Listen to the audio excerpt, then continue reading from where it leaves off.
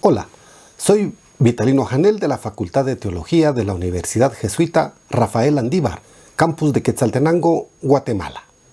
En este episodio hablaremos de la resurrección de Jesús de Nazaret.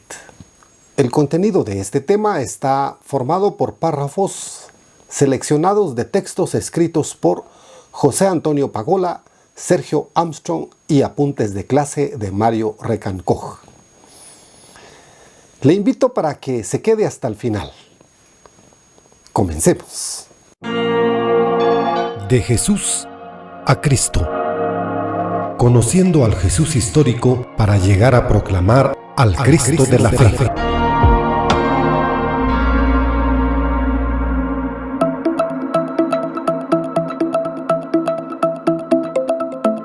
En su disertación escrita para la licenciatura especializada en Teología Dogmática, Lucas Miguel Figueroa señala: podríamos señalar que en esta relación historia y fe se corrigen en un equilibrio que, aunque difícil de sostener, no puede dejar de observarse. Un Cristo sin historia sería un mito gnóstico o un relato doceta, en el que se puede introducir cualquier pretensión. En este sentido, la indagación acerca del Jesús histórico ofrece a la fe contenidos concretos. De este modo, las propuestas de las investigaciones acerca de la historia de Jesús influyen sobre la cristología, evitando que se realice una comprensión cristológica deficiente.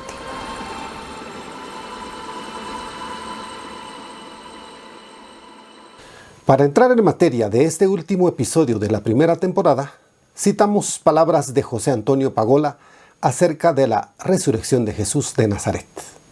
¿Por qué? Esa es también la pregunta que se hacen los seguidores de Jesús. ¿Por qué ha abandonado Dios a aquel hombre ejecutado injustamente por defender su causa? Ellos lo han visto ir a la muerte en una actitud de obediencia y fidelidad total. ¿Cómo puede Dios desentenderse de él? Todavía tienen grabado en su corazón el recuerdo de la última cena. Han podido intuir en sus palabras y gestos de despedida lo inmenso de su bondad y de su amor. ¿Cómo puede un hombre así terminar en el Sheol? Según la más primitiva concepción bíblica, al morir, las personas descienden a un lugar situado bajo tierra llamado Sheol, donde reina el silencio total, la oscuridad y el polvo. Es la región de las tinieblas, no hay ahí signo alguno de vida. Los muertos son como sombras y duermen en el polvo sin poder alabar a Dios. Nadie retorna del Sheol, ahí permanecen olvidados por el mismo Dios. Salmo 115, 17, 86, 6, 13, Job 17, 13, 14, 38, 17. ¿Va Dios a abandonar en el país de la muerte al que, lleno de su espíritu, ha infundido salud y vida a tantos enfermos y desvalidos? ¿Vaya a ser Jesús en el polvo para siempre como una sombra en el país de las tinieblas, el que había despertado tantas esperanzas en la gente? ¿No podrá ya vivir en comunión con Dios el que ha confiado totalmente en su bondad de Padre? ¿Cuándo y cómo se cumplirá aquel anhelo suyo de beber vino nuevo juntos en la fiesta final del reino? ¿Ha sido todo una ilusión ingenua de Jesús? Nunca podremos precisar el impacto de la ejecución de Jesús sobre sus seguidores. Solo sabemos que los discípulos huyeron a Galilea. ¿Por qué? ¿Se derrumbó su adhesión a Jesús? ¿Murió su fe cuando murió Jesús en la cruz? ¿O huyeron más bien a Galilea pensando simplemente en salvar su vida? Nada podemos decir con seguridad. Solo que la rápida ejecución de Jesús los hunde, y si no en una desesperanza total, sí en una crisis radical. Probablemente más que hombres sin fe, son ahora discípulos desolados que huyen del peligro, desconcertados ante lo ocurrido. Por su parte, Sergio Armstrong recomienda: al abordar los textos nos encontramos con que existen dos tipos de testimonios escritos, el del querigma y el de las narraciones de apariciones de los evangelios. Es importante tratarlos por separado. Los textos más antiguos que hablan de la resurrección son los del querigma. Este es una confesión de fe que contiene en una apretada síntesis el anuncio de Jesús resucitado de las primeras comunidades cristianas. Tiene un carácter oficial y público, aparece en diversos textos que son muy posteriores, pero se le reconoce fácilmente porque tienen un esquema común. El texto más antiguo del Nuevo Testamento en que aparece el querigma es el de la primera carta de San Pablo a los Corintios, del año 57 de nuestra era. 1 Corintios 15, 3, 5. En el libro de los Hechos de los Apóstoles existen varios pasajes que contienen el querigma. El más conocido aparece en 2, 22, 24, 32, 36. Las apariciones del resucitado en los evangelios, a diferencia de los textos anteriormente nombrados, los evangelios contienen largos relatos sobre la Pascua. El más antiguo es el de Marcos, en el cual la tumba vacía de Jesús juega un rol importante. Marcos 16, 1, 8. Este texto está lleno de detalles legendarios o simplemente literarios. El ángel explicador típico de los relatos apocalípticos, el ir a embalsamar un cuerpo al tercer día, el no haberse conseguido antes alguien que moviera la piedra del sepulcro, entre otros.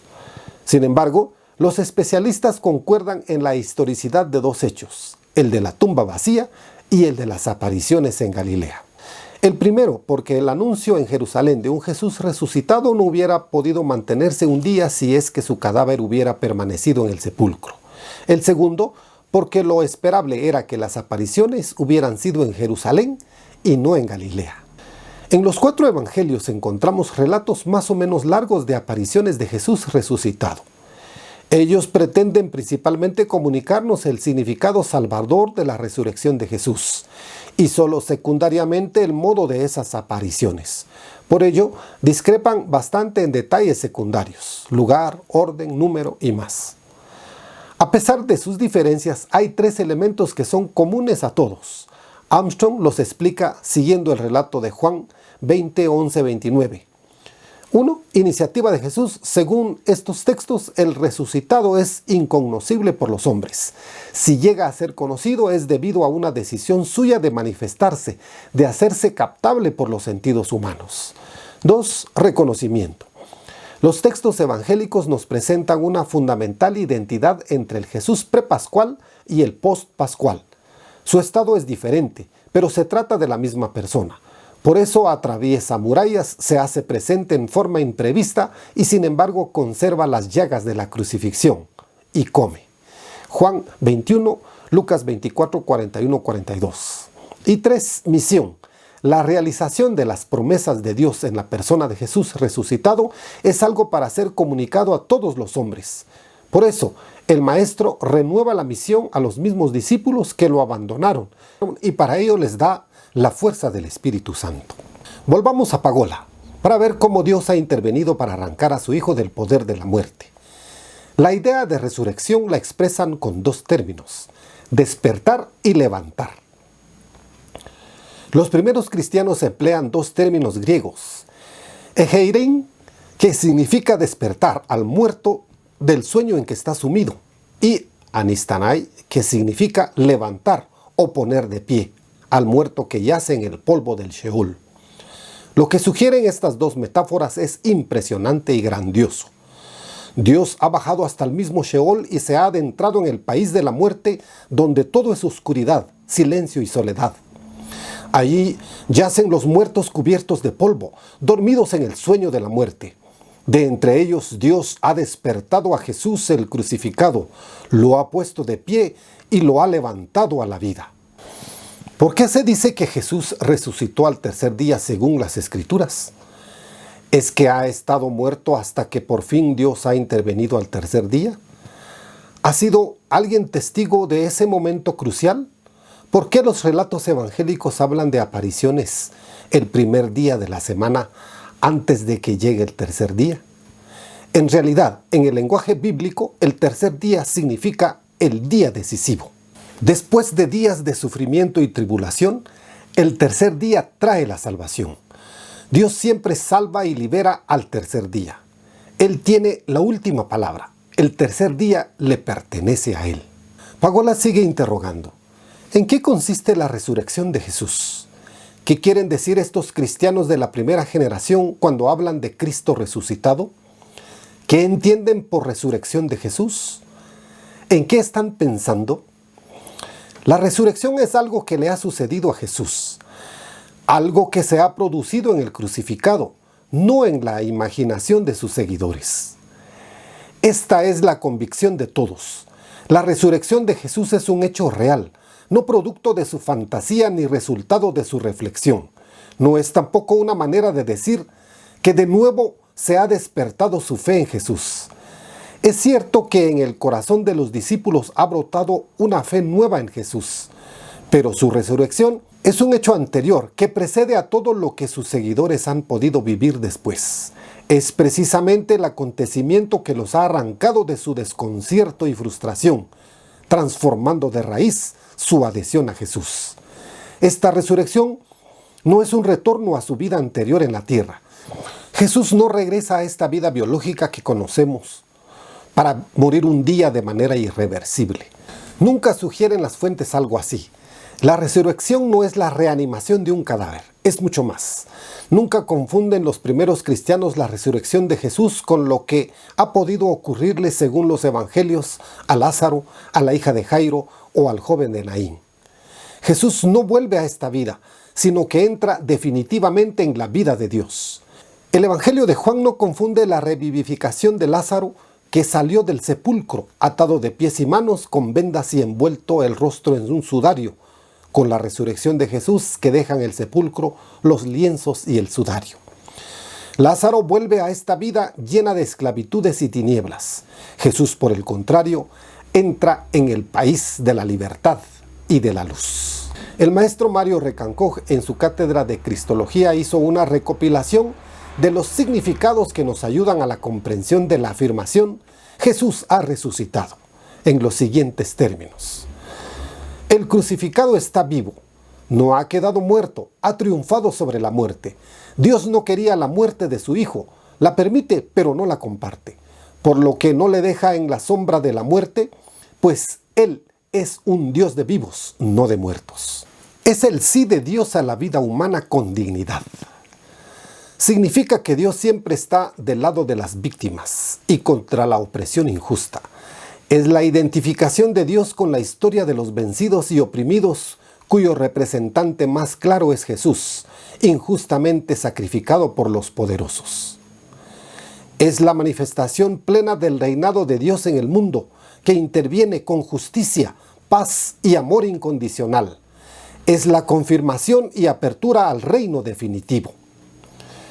Es la entrada de Jesús en la vida de Dios, que renació antes que nadie de entre los muertos. Colosenses 1:18. No es un milagro de reanimación de un cadáver, sino algo distinto. Significa un cambio radical de la existencia, no es un fantasma. Significa el triunfo definitivo sobre el mal y la muerte. Es un llamado a conversión y al seguimiento de Jesús. El sentido de la historia de la humanidad está en el seguimiento de Jesús. Morimos y resucitamos con Él. Este es el sentido último de la existencia, la felicidad total con Dios. Es un hecho metahistórico, más allá de la historia. Es otra realidad que no puede verificar la ciencia o la historia ordinaria. Dios es dueño y señor de todo lo creado. Significa que Jesús ha sido exaltado, glorificado por Dios Padre, ha entrado en su gloria. Creer en la resurrección implica experimentar a Jesús en lo más profundo de nuestro ser, convertirse al estilo de vida y a los valores defendidos por Él. Implica comprometerse con la construcción del reino de Dios. Es reconocer que Dios Padre resucitó a su Hijo Jesús y derramó su Espíritu sobre aquellos que fueron sus testigos.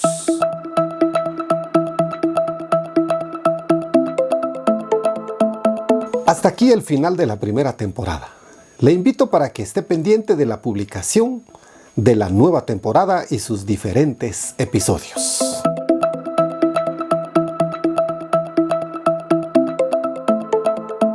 Una vez más, quiero agradecerle por su atención.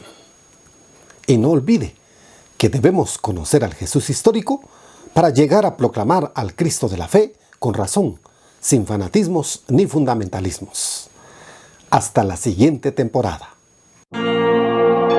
De Jesús a Cristo. Conociendo al Jesús histórico para llegar a proclamar al Cristo de la fe.